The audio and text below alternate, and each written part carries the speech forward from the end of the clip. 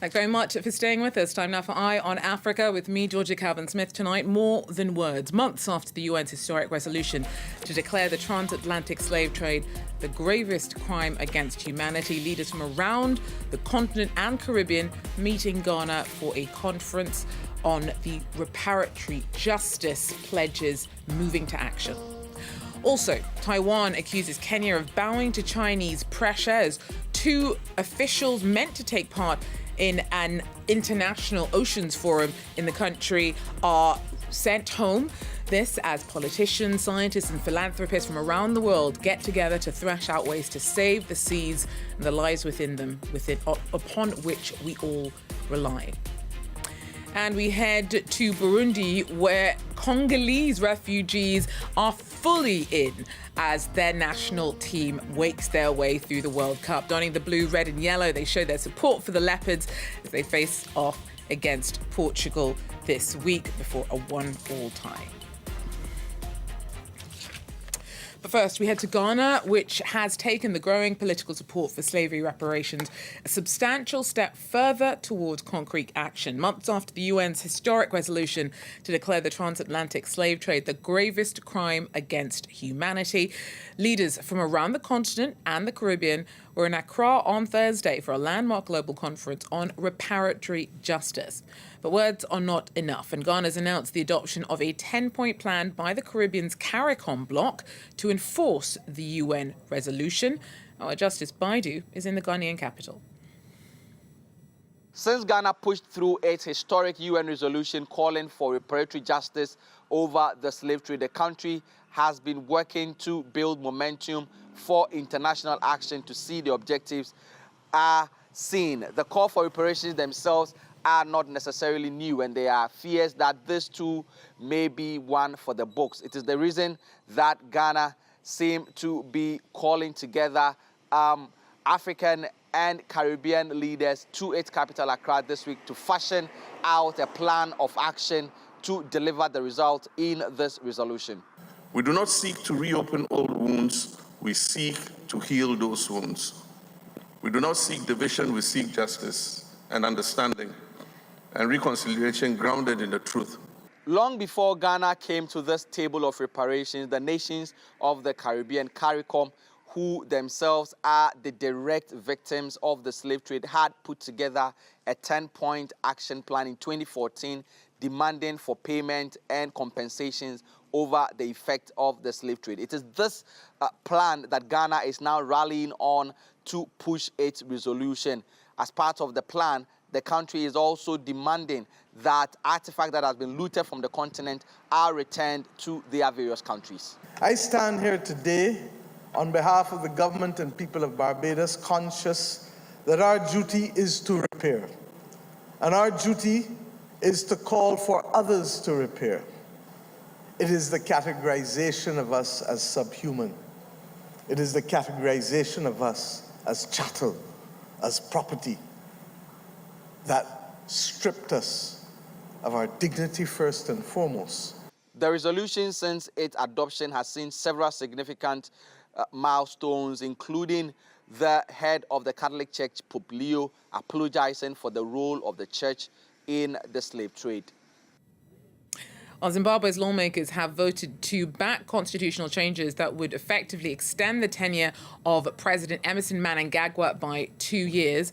The National Assembly overwhelmingly approved amendments that would postpone elections due in 2028 until 2030. The legislation also proposes shifting presidential elections from direct popular vote to selection by lawmakers. It still has to be approved by the Senate, but it is expected to pass. 83-year-old Mnangagwa, who came to power in 2017, is already one of the world's oldest leaders.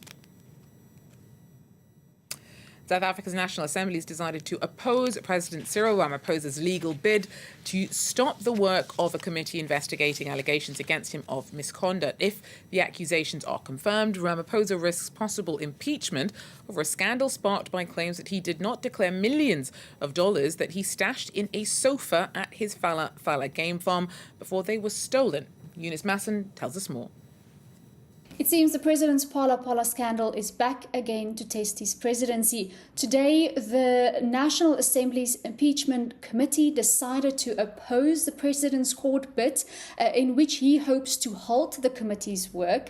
It's not the first time that the president is trying to halt the committee's work. That should be investigate whether there is any ground for a motion of no confidence in the president.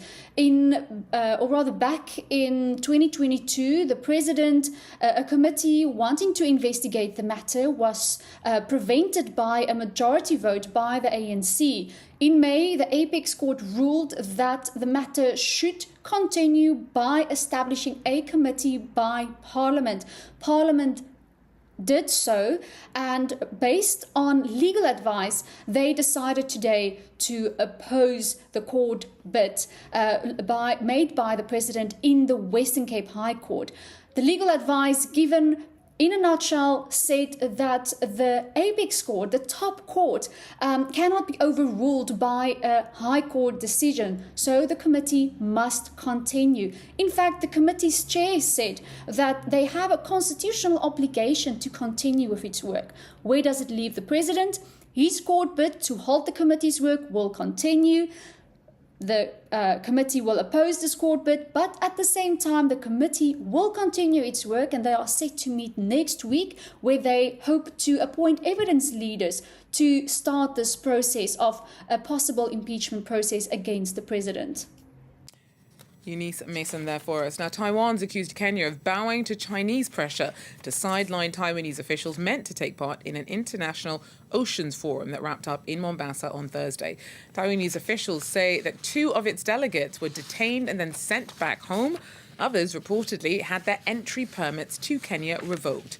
Taiwan is self-ruled, but China still sees it as part of its territory and opposes the island's participation in diplomatic or international exchanges. Kenya said that it only recognises one China. Taiwan's criticised that position as distorted. This was a conference in Kenya called Our Ocean, so it was an event held by an international organization. Taiwan had received an invitation, and it even paid fees to hold an exhibition there. But Kenya insisted on unilaterally distorting their so-called interpretation of one China, expanding it to the point of blocking our people from attending the conference.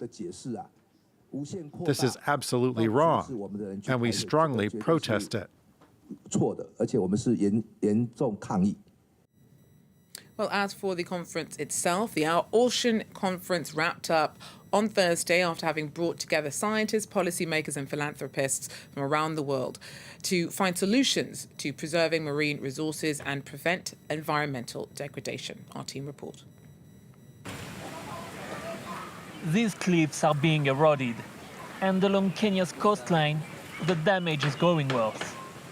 When this house was being built, there was no problem. It was only afterward that the cliff began to erode because of the water. The water seeps into the ground and the cracks become wider and deeper. This house is built on top of it, so it is at risk. Here the ocean is weakening both the land and homes. Some houses have already been swallowed up. According to the Kenya Meteorological Department, sea levels could rise by 60 centimeters by the end of the century. If the glaciers from Himalayas melt and then they find themselves in the Indian Ocean basin, finally affecting Kenya. So if maybe countries can try to do or commit to reducing those emissions that definitely will result into those sea level rise, then I think will be one of the solutions that we'll be looking at.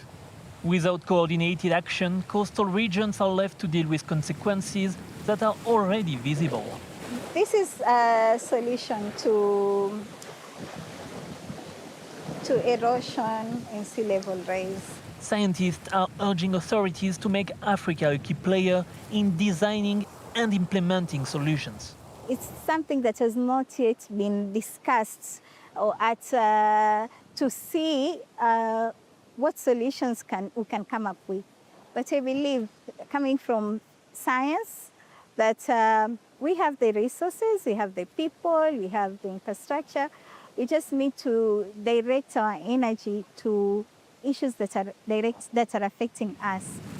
She believes that if East African countries act now, there is still time to protect the Swahili coast. Well, time for World Cup watching now. Diboho Mokwena's penalty kept South Africa's dream of reaching the World Cup knockout stages for the first time alive after a 1-all draw with the Czech Republic in Atlanta, on Thursday.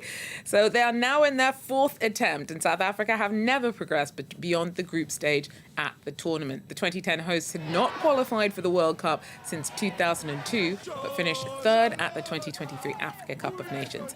Bafana fans are pumped and full of hope for this time round. We played a lot better than we did against Mexico, much better. It's tough for us to score. Czech Republic were defending very well in the middle. They were pushing us far out wide. It was hard for us to cross, but look, we got a point. We have some hope for the next game. We haven't had much hope in them, but I feel like they felt that, and today they showed up. So as much as they didn't win, I'm glad that they put themselves on that field and they drew, and that's more than we could ask for. And we head to Burundi now at the Busuma camp, where refugees from DR Congo are fully behind their national team. Donning the blue, red and yellow, they showed their support for the Leopards as they faced off against Portugal on Wednesday. Clem Vella tells us more. Here at the Busuma refugee camp, support for the DRC Leopards remains unwavering. Despite now calling Burundi home, these Congolese supporters proudly don their team colors as their team begins its World Cup run. Many were forcibly displaced, but that hasn't changed their love of the game. Watching the match while being far from our country isn't really a big problem. But regardless if you're in the United States or here in Burundi, we're hopeful that with everyone together, everything will go smoothly. I've already watched a lot of matches. Congo always wins. That's why I'm very proud to be Congolese. Ahead of the DRC's first game in the 2026 World Cup, the Congolese government promised to deliver large screens and football jerseys to refugee camps to share the football fever and allow their citizens to follow the Leopards' journey. However, the equipment never arrived in Busuma. We didn't see a big screen or any shirts. None of the refugees from the DRC living in Busuma received anything. I'm telling our ambassador that what he sent here never arrived. Across the continent, the Leopard supporters celebrated the draw with Portugal. The Congolese national team will face off against Colombia next Wednesday before wrapping up the group stages with a match against Uzbekistan on the 28th of June. That is all we have time for Eye on Africa. But thanks very much for joining us, and do so again if you can. Till then, take care.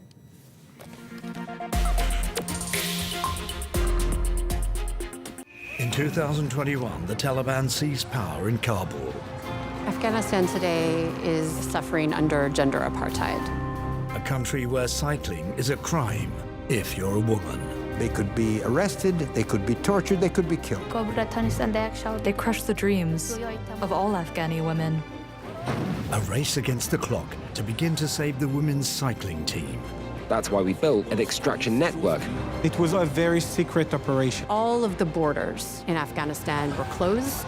How does one get passports for these people who want to transit out of their country? The Taliban literally had their guns trained at the girls. Everyone was in a panic. If they found out we were cyclists, it was over for us. We had 125 people in buses in the middle of nowhere. Now what? We were running out of ideas. The real story behind an impossible mission. Watch Escaping Kabul on France 24. Liverpool, home of the Beatles and a northern powerhouse for arts and culture. But how has Brexit affected the music scene here? Brexit was the worst thing that ever happened for us here. Que ce soit les Français ou les Anglais, on est totalement perdants. En tout cas, l'offre culturelle est plus pauvre. 10 years after the UK voted to leave the EU, we're here to find out more in a special show for Arts 24. Watch Arts 24 with Olivia Salazar-Winspear on France 24.